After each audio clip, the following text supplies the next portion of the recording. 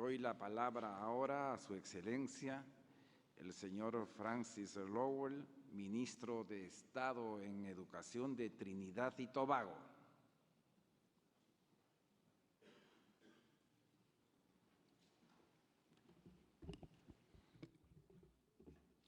President of the General Conference, Chairman of the Executive Board, Director General, honored delegates, excellencies.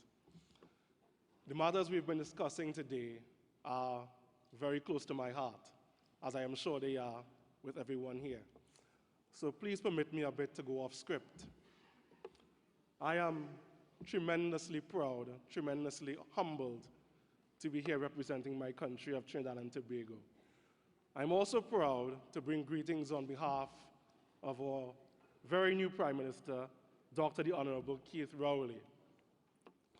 I'm happy to affirm the long relationship has existed between UNESCO and Trinidad, as well as to affirm that it will continue far into the foreseeable future.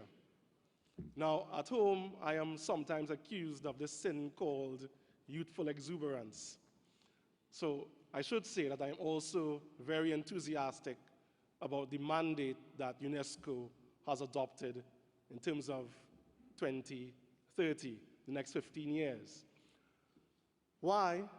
Because if you come from the Caribbean, as I do, and as my colleague who just spoke a while ago from the British Virgin Islands does, you understand in a very concrete way that education has been our salvation.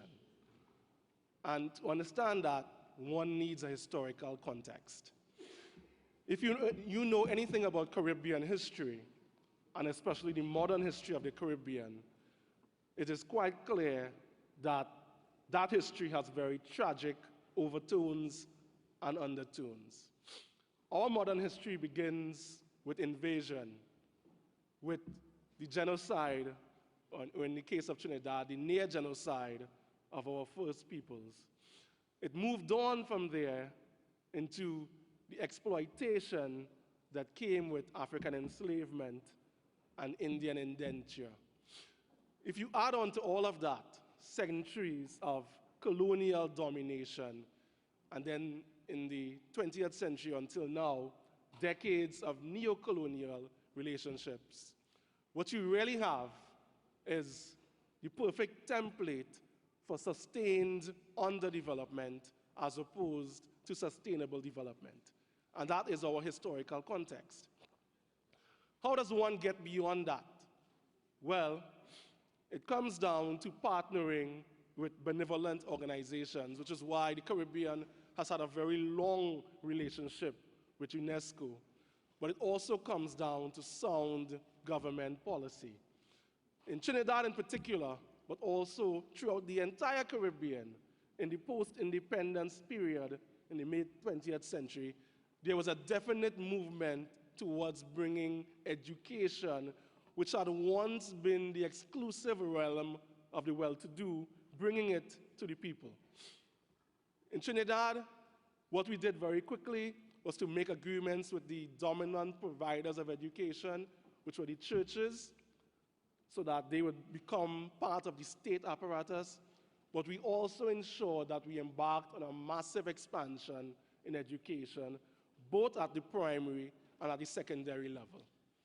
Today, this continues. And if I will be so bold, it is perfectly aligned with UNESCO's mantra of lifelong learning. Today in Trinidad and Tobago, we provide universal early childhood education. We provide universal primary education. We also provide universal secondary education. Every young person in Trinidad and Tobago has these forms of learning that are subsidized by the state.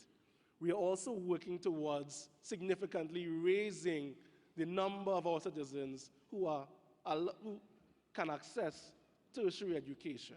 So that notion of lifelong learning is very much aligned with the idea that we have in Trinidad, where we call it seamless education, where we are attempting to weave a system that takes our young people from age 3 to the rest of their lives as lifelong learners.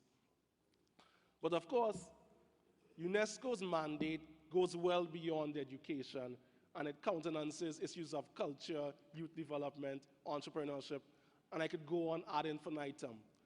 And in this area, in Trinidad, we are also aligned with the larger philosophies that dominate UNESCO. When I get back Trinidad with some grace and some luck next week, Monday, on Tuesday, my nation will be celebrating the Hindu festival of Diwali. It isn't because my nation is Hindu. It's because a long time ago we decided that every single ethnic group, every single religious group in our country would be given its own space, would be celebrated, would be venerated. So whenever there's a celebration, it isn't one group that celebrates. As a nation, we celebrate. So in Trinidad, we have diversity. We also have inclusiveness. Now, I'm not standing here to say that my nation is perfect. We have our concerns. It is a developmental process. It is a learning process. But I can affirm that when it comes to Trinidad and UNESCO, we are on the same page, and this will continue. Thank you.